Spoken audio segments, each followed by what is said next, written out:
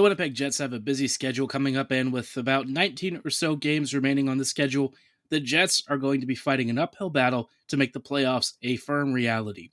We'll dive into what it's going to take the Jets, some adjustments they're going to need to make, and maybe some updates on how Brad Lambert is doing in the WHL, all coming right up on tonight's episode of Locked On Winnipeg Jets. You're Locked On the Hockey Jets, your daily podcast on the Winnipeg Jets. Part of the Locked On Podcast Network, your team every day.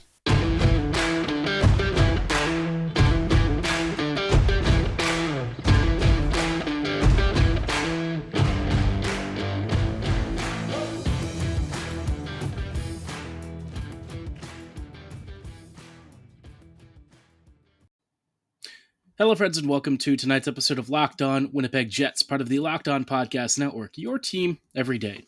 I'm your host, Harrison Lee, an avid Winnipeg Jets fan and an online blogger. You can follow me on Twitter at HLLivingLoco and at LO_Winnipeg Jets. As always, thanks for making Locked On Jets your first listen of the day every day. If you like what you're hearing, be sure to like, follow, and subscribe on your favorite podcasting platform of choice, including Apple, Spotify, Google, Megaphone, Odyssey, and YouTube. Doing so is completely free of charge and ensures you never miss another episode, but most of all, we just really love and appreciate your support. Like I said at the top of this episode, I think we want to take a look at Winnipeg's upcoming schedule and how the Jets are going to not only make the playoffs, but survive them. I think we've seen that the Jets recently have had trouble scoring. That is kind of a bit of an issue that the Jets have yet to solve, and I think the additions of Nino Niederreiter and Vladislav Nemesnikov will go some way to making this team decently better in certain areas, but probably not the kind of finishing talent you were looking for if you're talking about really fixing what ails this team. Right now, we've seen maybe some poor fortune, poor finishing talent, and certainly a lack of scoring depth in the bottom six. But of course, the trade deadline's coming past. We can't really cry over spilt milk. So instead, it's time to look forward at least and figure out, okay, well, with the Jets now facing a pretty difficult schedule, how are they going to navigate this? So thankfully, the first opponent this week is going to be relatively easier because after that, it definitely gets considerably more challenging. The Jets are going to be welcoming in the San Jose Sharks this evening. Not exactly a juggernaut opponent, but certainly not a team that I think the Jets should take lightly. I mean, we've seen Winnipeg kind of stink it up against everyone. Now, I will say after a rather eventful past couple of games where the Jets went from scoring like no goals to scoring all the goals, I would expect the Jets to win this game against the Sharks. I know I've said this before against weak opponents and the Jets ended up losing, but I feel like Winnipeg with a Timo Meierless Sharks team, a squad that is definitely lacking scoring depth in even worse areas, the Jets really should be taking care of business. If you can't beat the Sharks at home, I mean, what are we even doing here at this point, right? So I think Winnipeg, with the resurgence in offense, will certainly look to bag 2 points. And it's really important because at this point, Winnipeg is just trying to stay ahead of the second wildcard spot. I think we all know that the Jets have kind of blown their hold on the second place spot in the Central Division. We're not even talking about winning the division anymore, just looking more towards, well, I guess climbing back into the top three for seeding purposes, because right now the Jets are basically slated to play like the Colorado Avalanche, which that is not a favorable matchup in the least. Let's be real. If the Jets face the Avs in round one, Winnipeg's probably going to have a pretty short playoffs. Much as I would love the Jets to really impress us and surprise us, Winnipeg not going to make it through a 7-game series without like extraordinary fortune from Connor Hellebuck. And look, that's just not something that I think you really want to bank on. Against some opponents, it might be okay. Against the Avs, not really a bet that I want to put money on. It'd be amazing if the Jets were able to pull it off, but realistically, Winnipeg kind of slipping to this point is the exact scenario I really wanted the Jets to avoid, and now they're going to have to fight to scrap all the way back into the top three to avoid facing first-round Colorado. That's just not a matchup that I think favors really anyone in the West. Even the Knights would have a lot of trouble, so let's hope the Jets can avoid that. Wednesday, Winnipeg is going to be facing off against the Minnesota Wild, one of the teams that they are directly pursuing for the Central Division top three seeding. This is a Wild team recently that's been doing a lot better thanks to Gustafson and net and Kirill Kaprizov doing his thing. Minnesota didn't really have a particularly active trade deadline. In fact, I'd say theirs was probably worse than what the Jets did. They did get a pretty nice haul for Jordan Greenway, so I guess that sort of balances out the fact that they didn't really acquire too many players that I think really move the needle for them. But this Wild team's still a pain in the butt. Last couple of times the Jets have faced them, things haven't exactly gone according to plan. So Winnipeg really needs to win this game.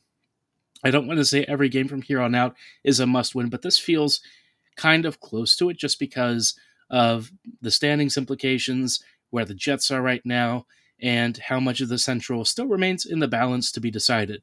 You know, I said the Jets have kind of lost their hold, but they still can control their own destiny with, a number of wins here, some good performances.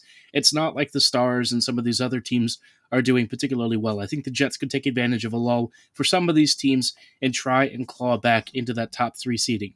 Like I said, you really want to avoid being in the wild cards because either one of the Knights or the Avs for the Jets would be really, really bad in that first round.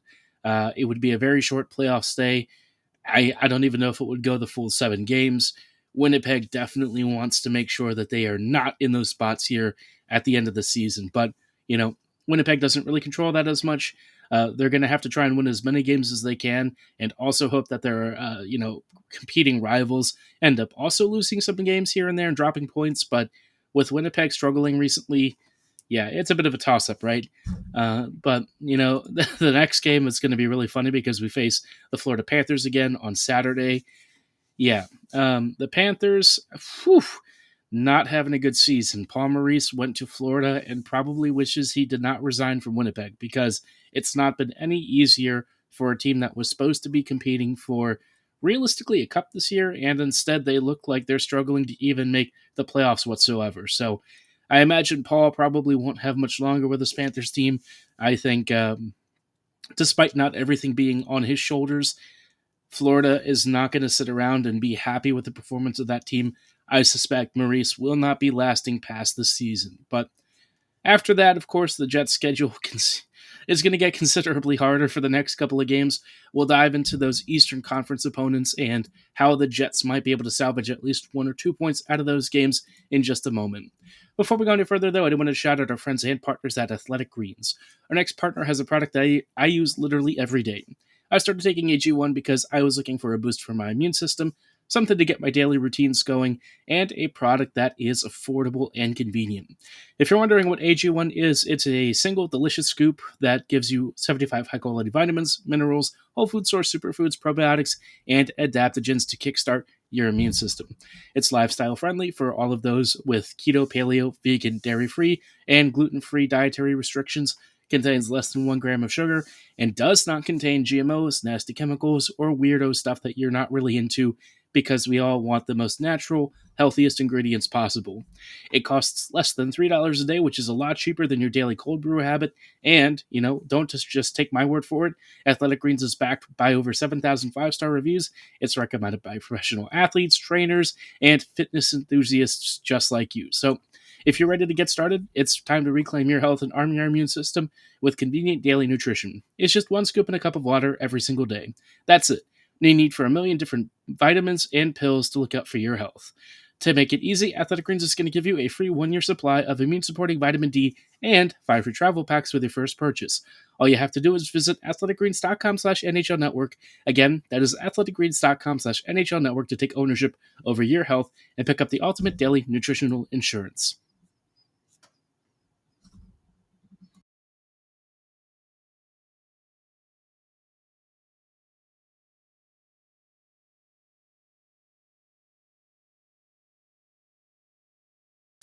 Hello, friends, and welcome back to this episode of Locked On Winnipeg Jets, part of the Locked On Podcast Network, your team every day. Thanks for making Locked On Jets your first listen of the day every day. We are taking a look at Winnipeg's upcoming schedule for the next couple of days, trying to figure out, realistically, are the Jets able to scratch out a few wins here? Because, they finally ended a 5-game winless streak over the weekend against the Oilers, but things are about to get considerably harder against opponents that, quite frankly, have taken the Jets to the cleaner over their past few matchups. But First off, we talked about the Sharks, the Wild, and the Panthers. Then they're going to face the Lightning, the Hurricanes, and the Bruins. If I'm being honest, and I'm not trying to be a Debbie Downer, but I'm looking at like maybe 2 or 3 points max here. Tampa Bay, I think, is probably the most winnable of these three opponents. The Lightning were a team the Jets were able to beat a couple of months ago, but at this stage, I mean, Tampa, I don't know where they are at this rate. This is still a really strong team, but it seems like John Cooper recently has had to bench some of their star players, hasn't really been happy with the team's performance. Um, yeah, I mean, Tampa, I think they'll be pretty pissed off. It's going to be a road game, too, so that's going to be really difficult, and it's going to be the second half of a back to back after just playing the Panthers. I know the Panthers might not be the most difficult opponent right now, thanks to some leakier goaltending, but the Jets, I mean, they're going to be facing off against Vasilevsky and a pretty stacked Lightning roster that is eager for a win and eager to right the ship after a couple of weeks of some recent struggles. So, really tough game. It'd be amazing if the Jets were able to scratch out at least a point or two. I'm not asking for a win, but it would be nice, especially because the next game on Tuesday will be the Carolina Hurricanes. This Canes team, I mean, what can you say about them? They're a wagon.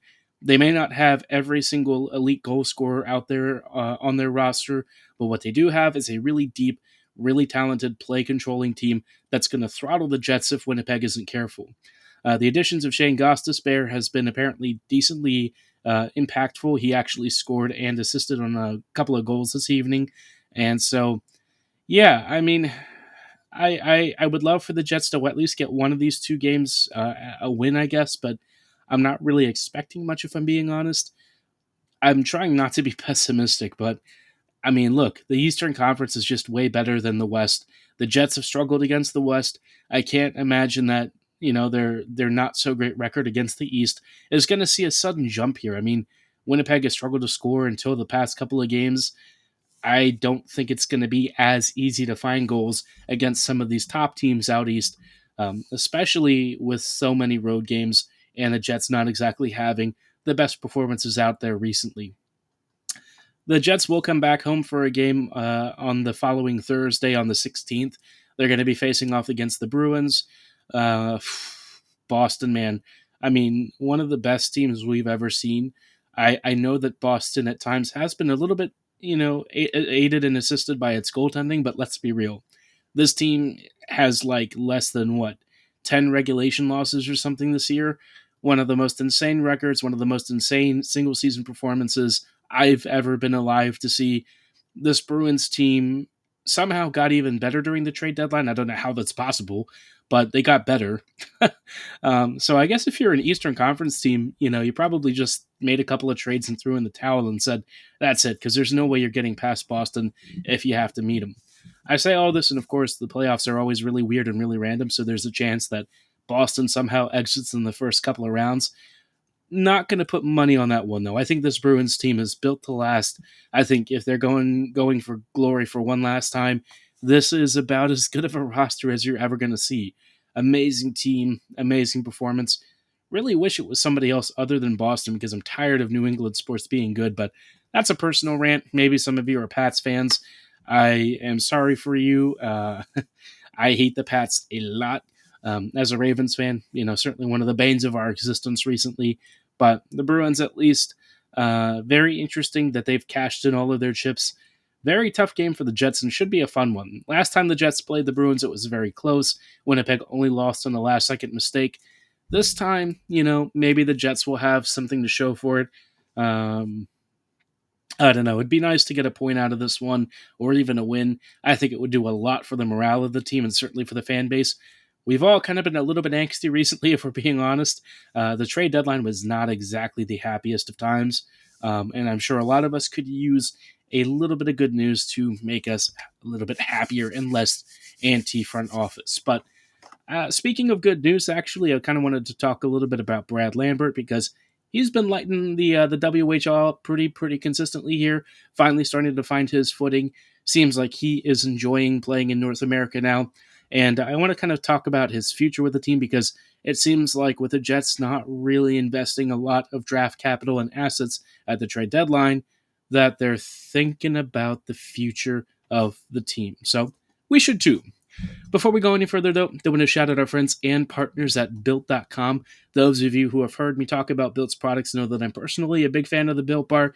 It's the only protein bar that's more like a candy bar, with a 100% real chocolate exterior and a soft, chewy interior. It comes in tons of great flavors like churro, peanut butter brownie, coconut almond. A personal favorite of mine is raspberry dark chocolate. Very simple, very straightforward, but very tasty. And best of all, Built Bars are fantastic for you.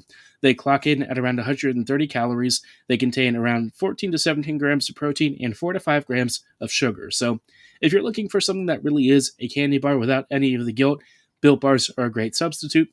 Perfect for pre-workouts, maybe a kickstart to your day instead of like a, sugary cereal or something. Maybe just an afternoon snack for a pick-me-up that, again, isn't calorically intense.